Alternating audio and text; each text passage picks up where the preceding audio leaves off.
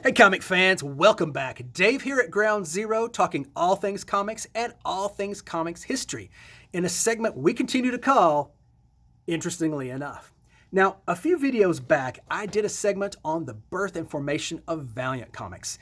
And in the comments section, Robert Shoup said, Dave, I would love a similar video on Dark Horse Comics. Well, we're big fans of Dark Horse Comics here as well, and so absolutely, we can do this. Robert, this video is for you. But the rest of you, feel free to watch along, because this story goes back to the 1980s, and that is easily my favorite decade in comics. It was such an exciting and vibrant time for comic production. There were so many changes happening in the industry, and one of those changes, as I mentioned in the video yesterday, was the rise of all these small, young, independent press publishers. They came about because of the growth and the strength in the direct market and the proliferation of all these new comic shops popping up all across the United States. Now, this included publishers like Continuity Press, like Apple Comics, Pacific, Eclipse, Comico, my favorite publisher of all of the 80s, First Comics.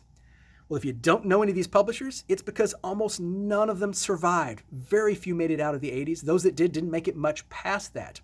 The comic industry is hard on small press publishers. But one publisher that did make it out of the 80s, and in fact is still publishing comics today, is the very aptly named Dark Horse Comics, because they were the most unlikely comic company to survive and make it out of that decade. But to tell their story, I have to go back to 1980. 1980 is when Mike Richardson started a comic book store in Bend, Oregon. He named it Pegasus Books, and he started it with $2,000 that he got by maxing out his credit cards. Kids, please don't try this at home. Either way, he had his comic shop, and he loved the people coming into it. He loved working a comic shop day to day. He loved the art form of comics, but one thing he didn't love quite so much was the material that was coming into his shop on a weekly basis. As he said, near that time, it was one-dimensional. It was nothing but superheroes. He had older readers wandering into the shop, but there was nothing to keep them coming back. So he dreamed of his own company, the kind of company that made the type books he liked to read, the type books that didn't rely on superheroes, the type company that had a variety of product, and especially that published creator-owned material, because he knew that creators did their best work when they owned the material they were producing. It was going to be a few years before he would get this company off the ground, but when he did, it was 1986. Now, 1986, if the 1980s was a big decade for comics, 1986 is an unbelievable year. The year began in January with the final issue of Crisis on Infinite Earths. That set about DC relaunching their whole universe. So we had John Byrne's rebirth of Superman. We had George Perez's new take on Wonder Woman. This was the year that Frank Miller's seminal Dark Knight Returns was released. This was the year that Alan Moore began Watchmen. This was the year that Art Spiegelman collected his first chapters of Mouse, published it as a single volume, and won a Pulitzer Prize. This was an absolutely amazing, amazing year. And right smack dab in the middle of the year was this fairly inauspicious debut. Dark Horse Presents #1. Now, how did he get the material for this book? Well, for that, we actually have to go back another decade into the 1970s. Because in 1971, a guy by the name of Mark Verheiden moved from Los Angeles to Oregon. Now, in Los Angeles, he had been a member of an APA, an Amateur Press Association. They produced fanzines. They allowed creators who had not done professional work yet to do work, have it published, get comment, critiques, basically hone their craft. Well, when he got in Oregon, he found nothing like that there, so he started his own APA, calling it APA 5, because he thought it was the fifth such outfit in the United States. As he said later, he was totally wrong. There was many, many more than that. But either way, the book that he published then was APA 5. Now, this book featured work from a lot of Oregon people and a few from across the United States. This had creators like Paul Chadwick, Randy Stradley, Mike Richardson himself, Chris Warner, and a guy you might remember by the name of Frank Miller. They were all part of this organization, and this would come into play later when Mike Richardson started Dark Horse Comics. The lead feature in this first issue was Black Cross by Chris Warner from APA. That was actually fairly insignificant as those features go, but another feature in that book, and one that would take over the cover of the very next issue, was from Paul Chadwick, and it was a success. Concrete. Paul Chadwick formed Concrete as a more adult-oriented story. It was the body of an everyman put by aliens into a hulking rock-like body. Sounds like a fantastic premise, but the stories themselves actually were gentle, reflective on human nature. And this was not a series that fans who were reading Secret Wars wanted to read, but it was exactly the kind of material Mike Richardson wanted to produce. As he told Paul Chadwick at the time, this is what I want Dark Horse Comics to be about. Well, they continued to produce books much like this, forming out a small niche basically among your more mature, more adult comic crowd. But what was going to pay the bills? Well, Mark Verheiden, after starting APA5, had eventually moved back to Los Angeles in 1983, where he was working in Hollywood writing screenplays. But by 1988, he hated it. He was tired of Hollywood. He was tired of the work. And somebody suggested to him, hey, maybe you want to try your hands at comics. So he got in touch with people he knew from APA5, which included Mike Richardson. Well, Mike Richardson had just managed to snag a property he was pretty excited about.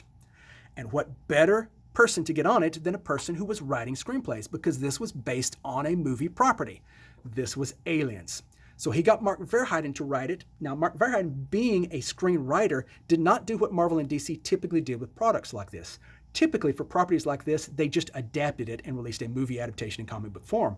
But no, as a screenwriter, he wanted his own take on the characters. He wanted to take it further than the stories. So the stories they did for Dark Horse Comics were essentially sequels to the first two movies.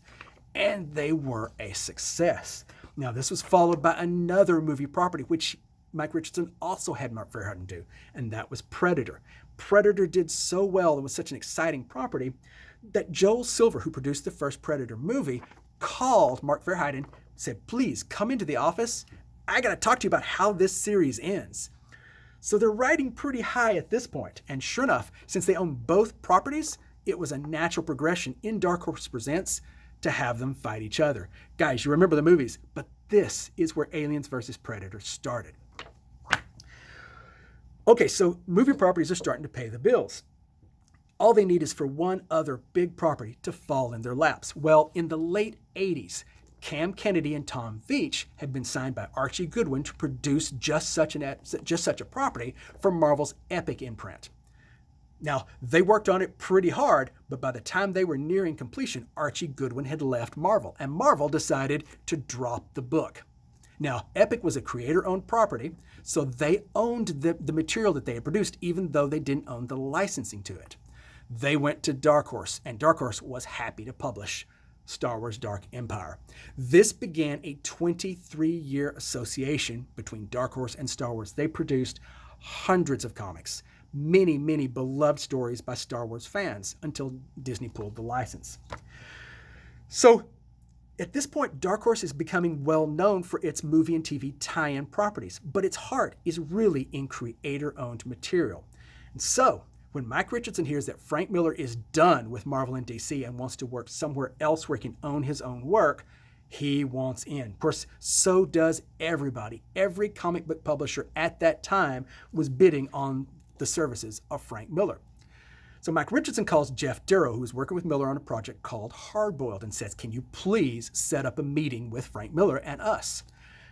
Darrow called him back and said, absolutely, meet us at an LA restaurant.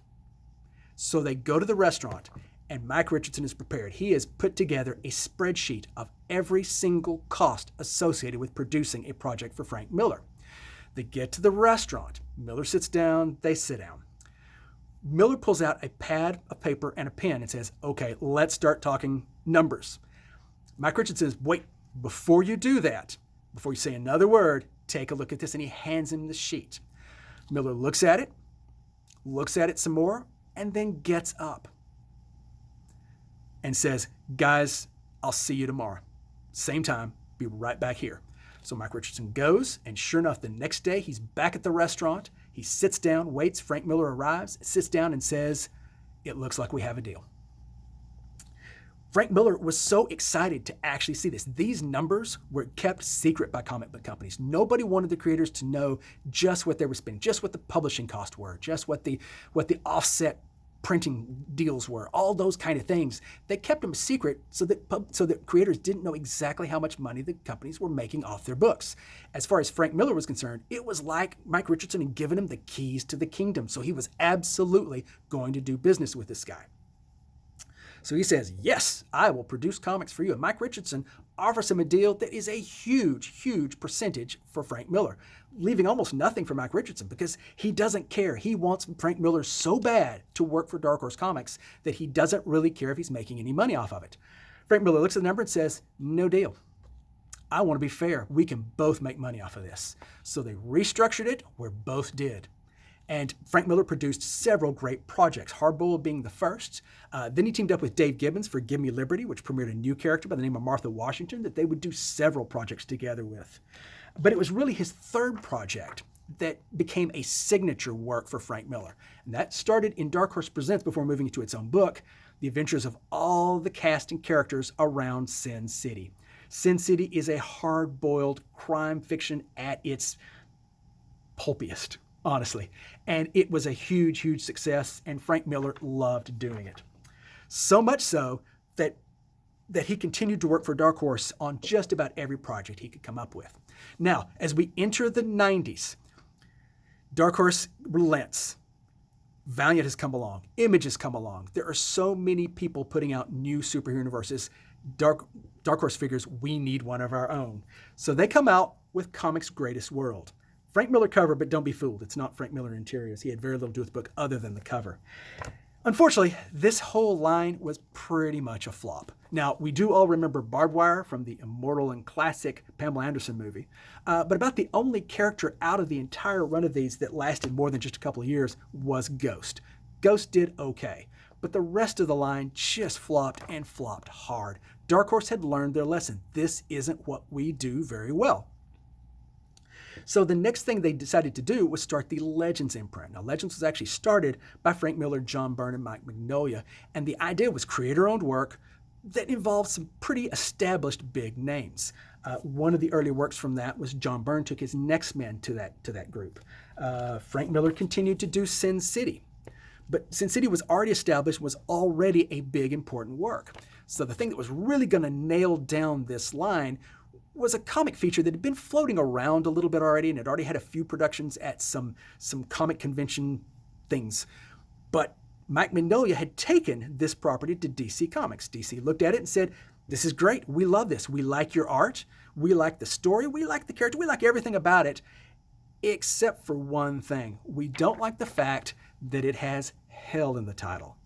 We don't like the fact that it involves hell. That makes us uncomfortable, thanks, but looks like we'll pass.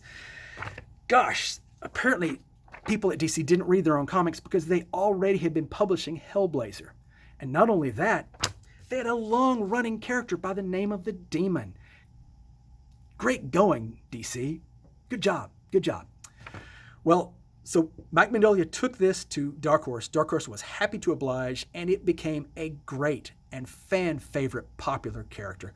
Dark Horse continued to run with it for the rest of his run of production. Even to the point that by the time we get to 2002, there is a Hellboy movie that's extremely well received. It makes a lot of money for both Mike Mignola and Dark Horse Comics. It grosses $99 million.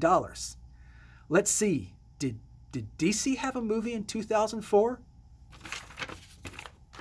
I believe they did. Good job, DC. Great going. It's awesome.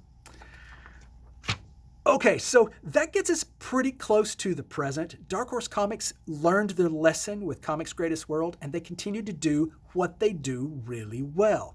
By 2007, they published Gerard Way's Umbrella Academy. Now, this became just one of many, many movie and TV adaptations. There's been over 24 movies or TV works based on properties that began at Dark Horse Comics. Also, as they moved into the new decade, a couple of things happened. One was in 2014, Disney had acquired Lucasfilm, so it pulled the plug on the Star Wars license. No more Star Wars comics for Dark Horse. A 23-year association finally ended. But it was pretty quick after that they got Karen Berger to come over from DC. Now, Karen Berger was the editor most responsible for Vertigo Comics over there. And she is a respected and beloved editor. So she formed Berger Books for Dark Horse. And they publish books today, like this one, Invisible Kingdom, that are absolutely amazing. In fact, this is one of Michael's favorite books. Give it a try. They also continue to publish creator-owned series. things like Frank Miller's 300. And one of my favorites, Grendel. Grendel by Matt Wagner. One of my favorites, and this series is going right now. So that brings us to where we are as we speak. Now, if you're looking for some great books, Dark Horse has plenty. Of course, there's Sin City. Now, for hard-boiled crime fiction, violent, nasty, mean, and really visceral, you can't beat Frank Miller's work, and you can't beat it here on this particular work. It is, though, really, really pulpy. One of my favorite works, Grendel by Matt Wagner. Matt Wagner is an awesome and underrated creator. And as far as I'm concerned, Grendel is really his masterwork. Fans argue, is it Grendel, is it Mage? I'm in the Grendel camp. I love this series. Now, warning, it is a really involved, epic series that takes some twists and turns that can be hard to follow, but it is absolutely worth the ride. You want to take my advice? Give Grendel a try.